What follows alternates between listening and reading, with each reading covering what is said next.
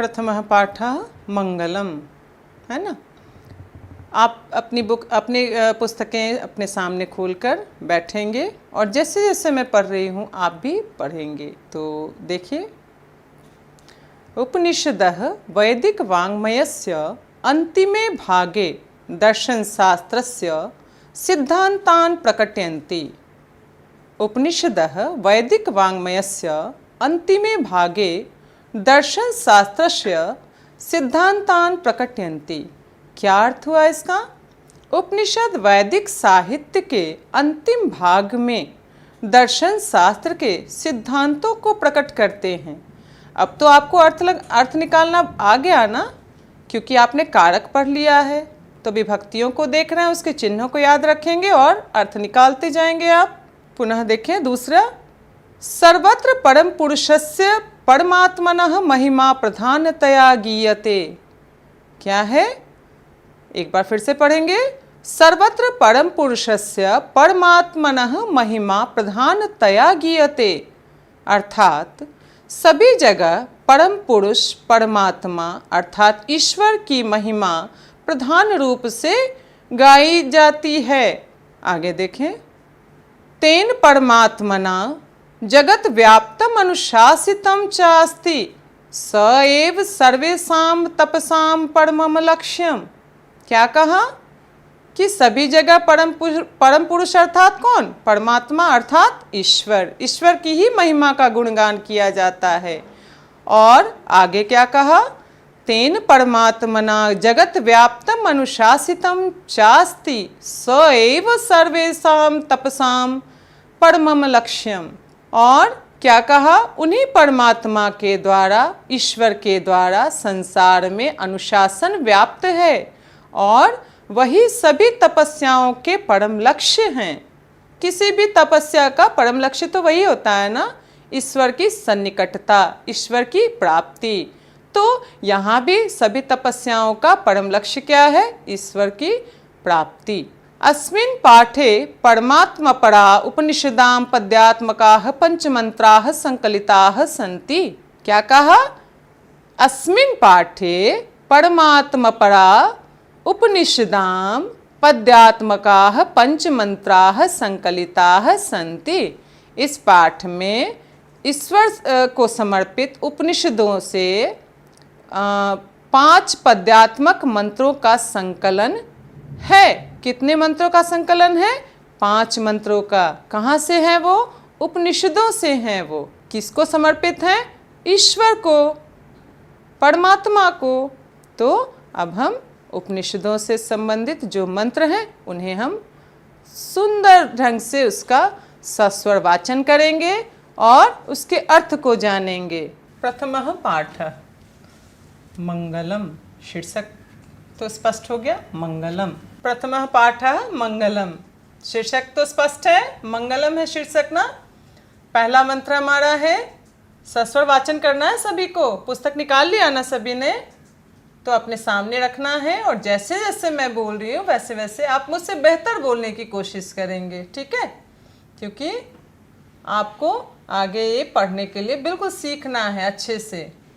तो पहला मंत्र हमारा है, हिरण्यमयेन पात्रेण सत्यस्यापि हितं मुखं तत्त्वं पुषन्न पावृणु सत्य धर्माय दृष्टये।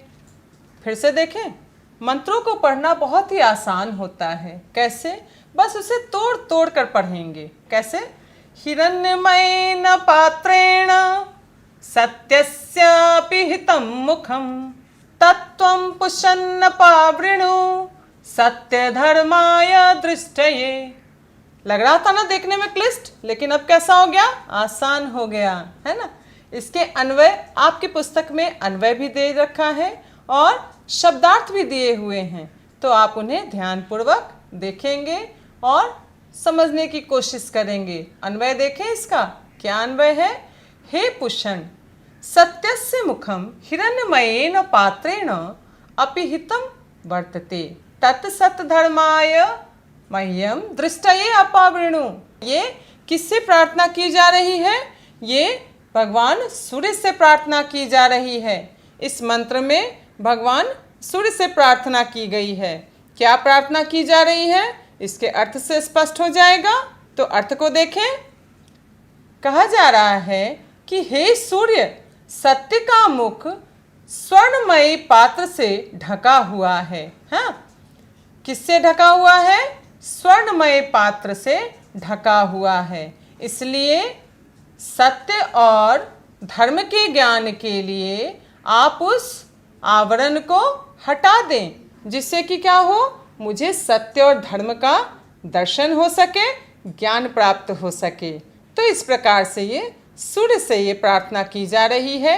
क्या कहा जा रहा है कि हे सूर्य, सत्य का मुख हिरण्मय पात्र से, आवरण से ढका हुआ है। आप क्या कीजिए, आप उस पात्र को हटा दीजिए, जिससे कि मुझे सत्य और धर्म का ज्ञान प्राप्त हो सके। स्पष्ट है ना? और जब इसकी व्याख्या करेंगे तो व्याख्या किस प्रकार से की जाती है, उसमें हमें अपने पाठ्यपुस्तक का नाम बताना है कि प्रस्तुत मंत्र हमारे पाठ्यपुस्तक पीयूषम द्वितीय भाग के प्रथम पाठ शीर्षक मंगलम से ली गई है। यह मंत्र ईशावास्योपनिषद से संकलित है और उसके बाद इसके अर्थ की व्याख्या कर देंगे। इसमें भगवान सूर्य से यह प्रार्थना की जा रही है कि हे सूर्य, सत्य का मुख हिरण्मय पात्र से ढका हुआ है।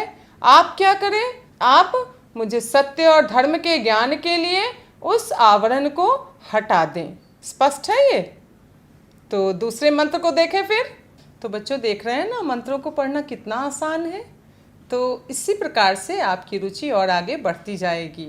और दूसरे मंत्र को हम लोग देखें तो दूसरा मंत्र हमारा अनोरणीयान महतो महीयान आत्मास्य जंतोर्निहितो गुहायाम तमक्रतुः पश्यति वीतशोको धातु प्रसादान महिमानम आत्मनः। क्या है? अनोरणीयान महतो महीयान आत्मास्य जंतोर्निहितो गुहायाम तमक्रतुः पश्यति वीतशोको धातु प्रसादानम महिमानम आत्मनः। तो ये मंत्र कहाँ से लिया है? ये मंत्र है कठोपनिषद का। यह कठोपनिषद से लिया गया मंत्र है। और इस मंत्र में किसकी चर्चा हो रही है? आत्मा की चर्चा हो रही है। तो आप सभी जानते हैं ना, आत्मा क्या है? आत्मा होती है ना। हाँ, आत्मा के स्वरूप को इस मंत्र के माध्यम से हम जानेंगे। तो देखिए फिर इसके अन्वय को। अन्वय क्या कहा? जंतोः गुहायाम निहितः आत्मा अणोः अनियान महतः महीयान अक्रतुः धातु प्रसादात् आत्मनः तम महिमानं पश्यति वीतशोकः च भवति। क्या कहा अन्वय में? अन्वय देखा आपने किस प्रकार से इसका अन्वय किया गया है? जंतोः गुहायाम निहितः अयम आत्मा अणोहनियान महतः महीयान च वर्तते अक्रतुः धातु प्रसादात् आत्मनः तम महिमानं पश्यति वीतशोकः च भवति। अर्थ क्या है? अर्थ है कि प्राणियों के हृदय रूपी गुफा में अणु से भी अणु, अर्थात अणु से भी अणु क्या, छोटे से भी छोटा और बड़े से भी बड़ा, अर्थात महान से भी महान आत्मा विद्यमान रहती है। चाहे वो प्राणी सूक्ष्म हो या विशाल हो, सभी के हृदय रूपी गुफा में आत्मा विद्यमान रहती है। तो फिर देखें इसको। और आगे क्या अर्थ दिया कि निष्काम या कामना रहित पुरुष शोक रहित होकर ब्रह्म की कृपा से उस आत्मा की महिमा को देखते हैं। किसे देखते हैं? किसकी कृपा से देखते हैं? तो उस ईश्वर की, ब्रह्म की कृपा से आत्मा की महिमा को देखते हैं। कौन देखते हैं? कामना रहित प्राणी, जो निष्काम है, जो निष्काम है ना, तो वो आत्मा के रहस्य को ब्रह्म की कृपा से देखते हैं और शोक रहित होकर जीवन जीते हैं। तो तीसरे मंत्र में अब हम आगे देखेंगे। तीसरा मंत्र हमारा क्या है ये मंत्र मुंडकोपनिषद से लिया गया है। तो देखें मंत्र को। सत्यम जयते नानृतम सत्येन पंथा विततो देवयानः येनाक्रमन्ते ऋषयो ह्याप्त कामा यत्र तत् सत्यस्य परम निधानम। क्या कहा?